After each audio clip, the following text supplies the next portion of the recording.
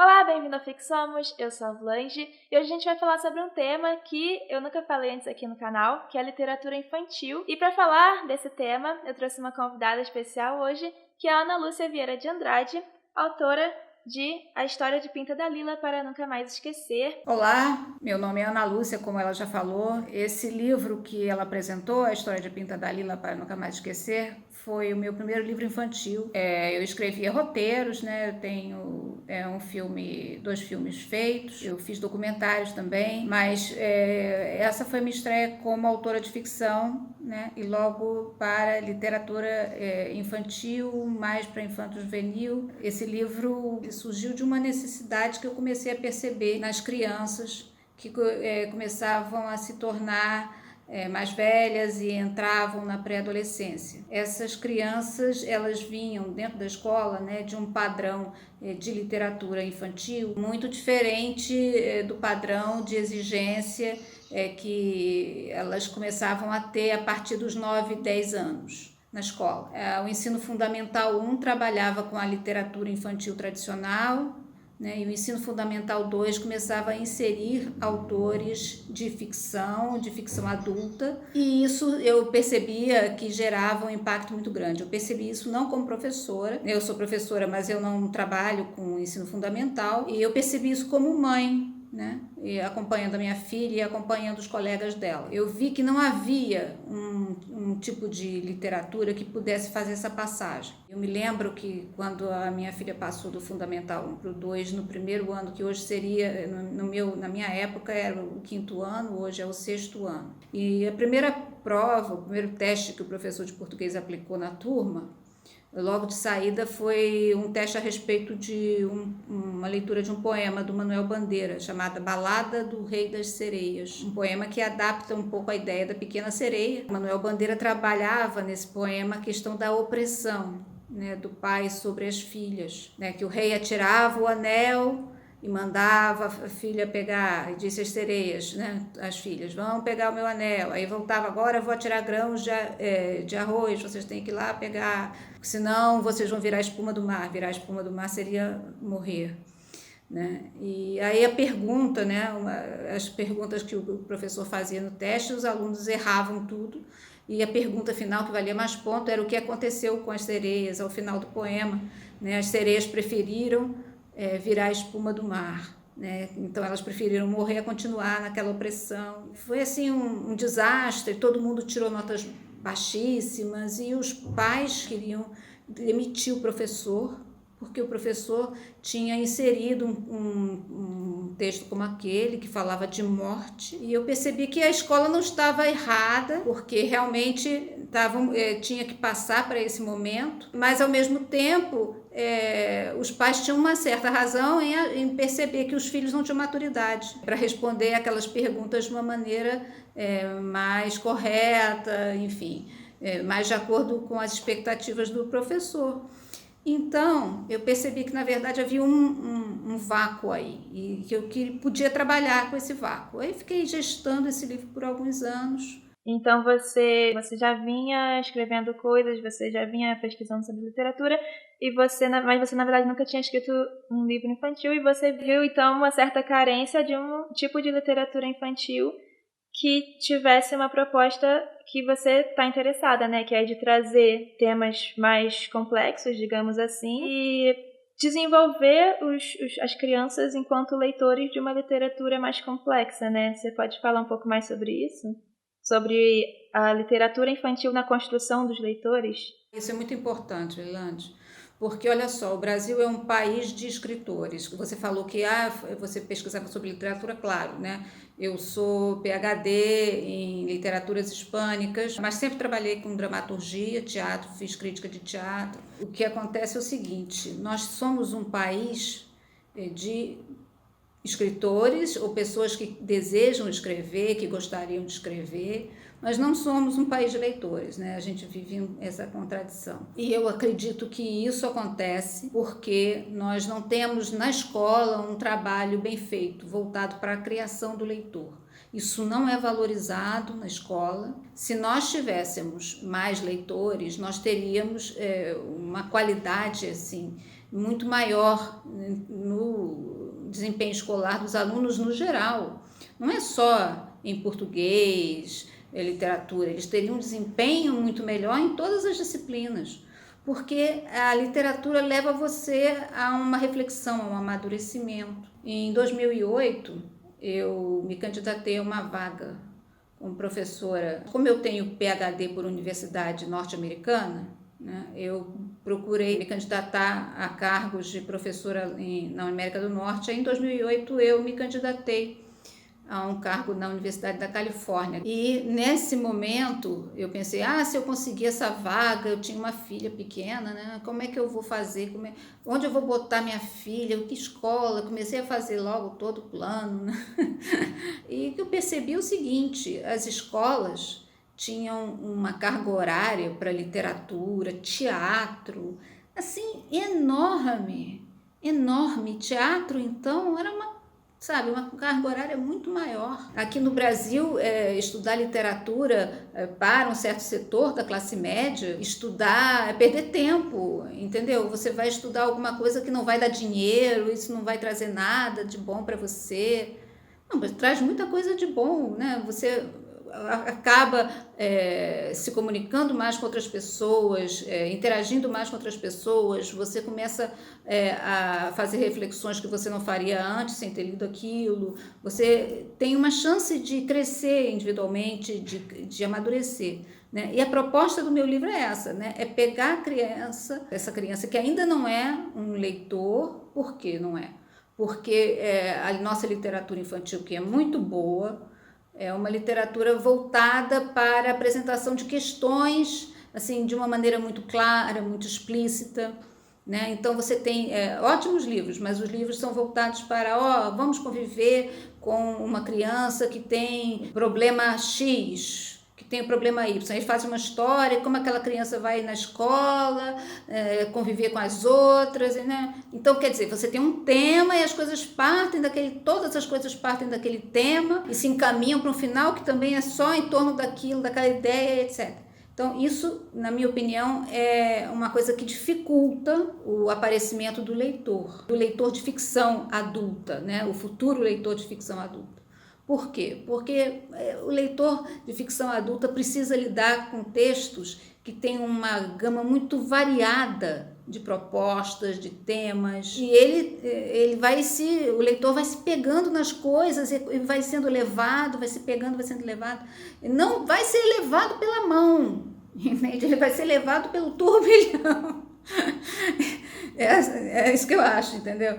Ele tem que ser, a boa literatura tem que fazer isso. Então, a literatura infantil não faz, e ele depois, nessa literatura dedicada aos pré-adolescentes, também não tem muito disso.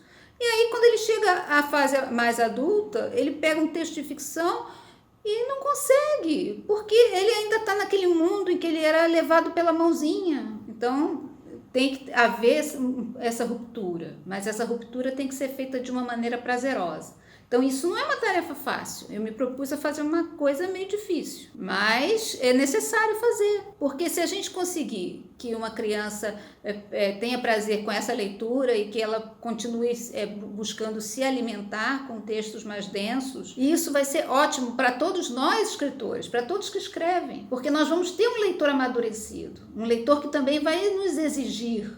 Então, você diria que essa ruptura seria tanto na questão do conteúdo do livro, então, por exemplo, um conteúdo que não gira em torno de um único tema sendo jogado ali de forma didática, né? E também uma questão de forma, né? O texto em si tem né, no caso, essa sua proposta tem uma construção assim de texto diferente da literatura infantil em geral. Você diria então que é uma questão de conteúdo e de forma, essa ruptura que você busca? Eu fiz questão de trabalhar com o narrador em primeira pessoa, né, e com texto curto, porque eu acho que a questão da densidade é importante. Né? A literatura que os alunos entre 9 e 12 anos leem é sempre uma literatura em que a densidade das coisas é menor. E aí eu pensei assim, como é que eu posso trabalhar com uma densidade mais profunda, né? E de modo a não fazer um texto longo, o leitor vai querer largar pelo meio, entendeu? Vai querer abandonar esse texto. Então, como é que a gente pode fazer? Fazer uma coisa curta. Então, eu optei por um texto curto, né, que é muito pouco usual. Nessa fase, a gente já tem textos bem mais longos, né? Mas eu achei que não, que tinha que ser quase que um conto, ficar assim, quase um conto mais longo e denso, muito, muito denso. E eu queria que você falasse um pouco mais, então, sobre os temas que você trabalha nesse livro, contextualizando esse livro aqui, ele conta a história de uma família que adota, vamos dizer assim, 2 pintinhos. Um dos pintinhos morre e a outra pinta, que é a Dalila, ela vai crescendo e se tornando meio rebelde, assim. É uma história que se passa na época da ditadura militar no Brasil e os temas da história dos pintos se relacionam com essa questão da liberdade, né? Que é um tema que tem muito a ver com esse contexto da história, né? Porque a ditadura não é algo que vai ser trabalhado diretamente no livro, mas esse contexto tem muito a ver. Então eu queria falar um pouco sobre esses temas, né, que você trabalha, que alguns diriam que eles são pesados para histórias infantis, mas como seria uma abordagem assim que o escritor de literatura infantil poderia buscar para esses temas, para poder abordar isso falando com crianças? O livro trabalha sempre com contradições, né? Aquela discrepância entre o que a criança imagina a respeito dos animais e o que os animais realmente são, né? E a questão da liberdade. Os animais também querem ser uma coisa diferente daquilo que a criança imagina para elas, quer dizer, a criança está num universo em que ela também é aprisionada e ela quer aprisionar os animais num universo que é uma construção da subjetividade dela. Os animais não querem ser aprisionados naquela construção, e aí vem toda a questão do tema da liberdade, mas enfim, é um texto que foi feito para que a criança, né, e o adulto também pudesse refletir sobre essas oposições. As crianças nessa idade, principalmente, elas são muito influenciadas por pensamentos, né, que dizem que existe o ganhador, existe o perdedor, né, nessa história. Ela perde o animal, mas ela perdeu, ela fica com esse sentimento de perda ao final, ou fica com o sentimento de que ganhou alguma coisa, né? Qual das duas é a verdade sobre a história? Eu nunca tive esse medo de, mas vai ser pesado para ele, vai ser... Não, eu acho que chega uma hora que você tem que tirar a criança do mundo da pura fantasia. Por quê? Porque a realidade também é cheia de fantasia, gente. Qual é a questão da fantasia? A fantasia é um universo arbitrário e a realidade... também pode ser arbitrária. A criança também percebe a realidade como arbitrária, e por isso que ela funde, né, a realidade fantasia, porque para ela todas as duas coisas são absolutamente arbitrárias, não vê muita diferença às vezes, né? Então eu acho que a gente tem que aproveitar isso e levar a criança a perceber que essa arbitrariedade da vida, né, desse contexto mais real, é uma arbitrariedade que você pode discutir, sobre a qual você pode refletir. Porque a arbitrariedade da fantasia, ela não tem discussão. Você tem a varinha mágica, e então você vai lá e vai transformar as coisas com a sua varinha mágica e acabou. Agora, se você conta uma história em que não há uma varinha mágica, que não há um outro universo que interage com esse universo e que coloca as coisas e meio que dita regras, né? Se você não tem isso, se você tem apenas esse universo em que você sozinho se relaciona com as coisas, né? Como é que você fica?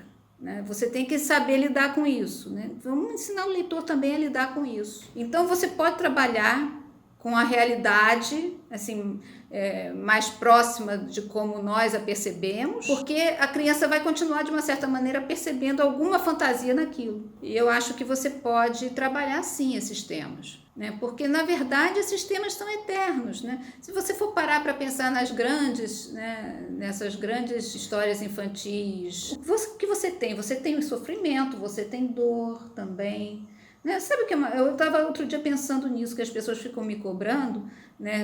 A questão esses temas são difíceis. Eu estava pensando, quando a minha filha tinha 2 anos de idade, eu a apresentei, foi a um vídeo da Branca de Neve. Com 2 anos, uma criança vê que uma madrasta quer arrancar o coração de uma jovem, A gente não acha nada demais nisso. Mas por que, se você pode apresentar uma história dessa a uma criança de 2 anos, você não pode falar da morte de um animal de estimação? Por que isso fica difícil, né? As pessoas acham isso difícil, porque é visto a partir de um mundo real, um mundo que é descrito como a sua casa, a sua rua, a sua cidade, o seu país.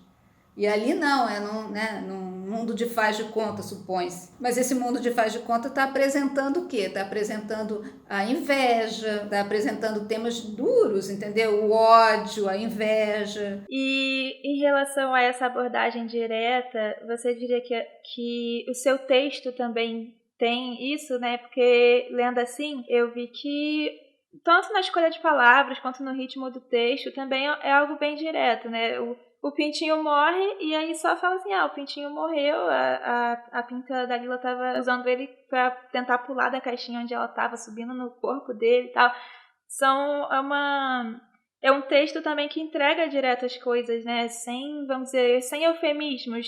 Você acha que isso também é importante na escrita de literatura infantil? Pois é, olha só, não é de literatura infantil como um todo. Eu acho isso importante para essas crianças que estão começando na escola a se relacionar com a ficção adulta, tá? Então, certos textos adultos entregam as coisas, sim, dessa maneira. Você vai endurecendo esse leitor para ele ter coragem de perceber o que está ali. Entendeu? Porque na verdade o problema é que o leitor não tem coragem de perceber o que está ali. Ele não tem como lidar com aquela realidade, como as crianças não conseguiram responder. Elas sabiam, elas todas já tinham visto A Pequena Sereia, mas elas não sabiam não quiseram responder o que era virar a espuma do mar, porque ali no poema as próprias sereias tinham escolhido virar a espuma do mar. Então, para elas, entendeu? Elas não tinham, né, o endurecimento, que seria um amadurecimento, para diretamente responder a pergunta. Enfim, eu acho que cabe sim a gente fazer esse tipo de trabalho. É óbvio que você não pode fazer isso assim, numa escala muito, muito grande, mas você tem que começar a fazer. E entrando também numa questão mais profunda de texto, né? Os diálogos, por exemplo, eu vi que no livro, você não tem uma marcação muito explícita, tipo, disse fulano no final de todas as falas. E às vezes usa palavras que, sei lá, você se preocupa assim, por exemplo, será que a criança vai conseguir entender? Você tenta amenizar, vamos dizer assim, o texto para o entendimento da criança, ou você acha que isso seria subestimar a capacidade dela de ler um texto? Não, eu acho que algumas vezes eu faço isso, mas poucas. Eu acho que, em geral, o meu texto exige mais. Mas tem que ser, porque você vai acabar pegando esse leitor pela questão da emoção. E aí, você pegando o leitor pela questão da emoção, ele pode ver que, se ele se emocionar com aquilo, ele pode lidar com aquilo que está sendo descrito. Legal. Eu vou mostrar aqui algumas páginas do livro que ele tem bastante ilustração.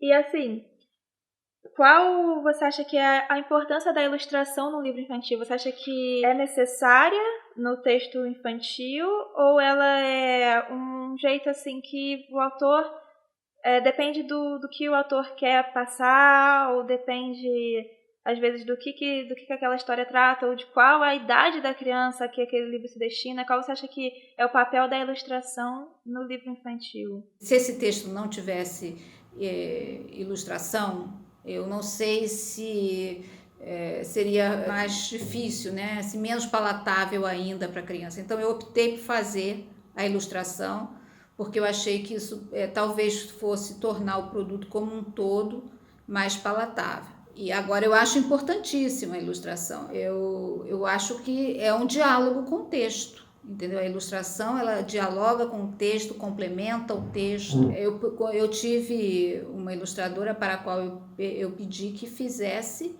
um trabalho assim mais realista, porque a ilustração tradicional do livro infantil, né, não tem nenhum compromisso com isso, né? Mas como é uma história assim, mais realista, entre aspas, foi necessário fazer uma ilustração também nessa linha, também mais realista. A criança de hoje não tem nem ideia do que era aquele universo dos anos 1970. Né? Então eu achei também muito importante que aparecesse uma televisão como era daquela época, uma tela em preto e branco. Eu achei que seria muito interessante apresentar esse universo para a criança. E eu acho que a ilustração aí fica muito fundamental. Então agora, assim, para encerrar nossa conversa, que dicas você daria para quem quer escrever literatura infantil? Se você quer não ter problemas, comece por um produto com as características do mercado, né, das exigências do mercado. Agora, se você quer lutar pelo aquilo que você acredita, que você quer propor uma inovação, quer seguir por esse caminho, então você seja forte, segure a sua bandeira, porque vão querer desestabilizá-la, vão querer dizer a você para fazer de uma maneira diferente para ficar mais fácil. Aí eu sugiro que você diga não, porque se você tem uma consciência muito grande do que você quer, do objetivo que você quer alcançar, você tem que mantê-lo. Se você tem paciência, se você tem disponibilidade e força de vontade, eu acho que você tem que tentar fazer o que você acredita. Perfeito. Então, é isso, né? A gente abordou vários aspectos, assim. E eu quero te agradecer mais uma vez por aceitar fazer essa entrevista. Se vocês quiserem conhecer mais o trabalho da Ana Lúcia, eu vou deixar os links aqui na descrição do vídeo. Então é isso, gente. Se você gostou do vídeo, dá um like. Se você está chegando no canal agora, já se inscreve aqui. E até a próxima!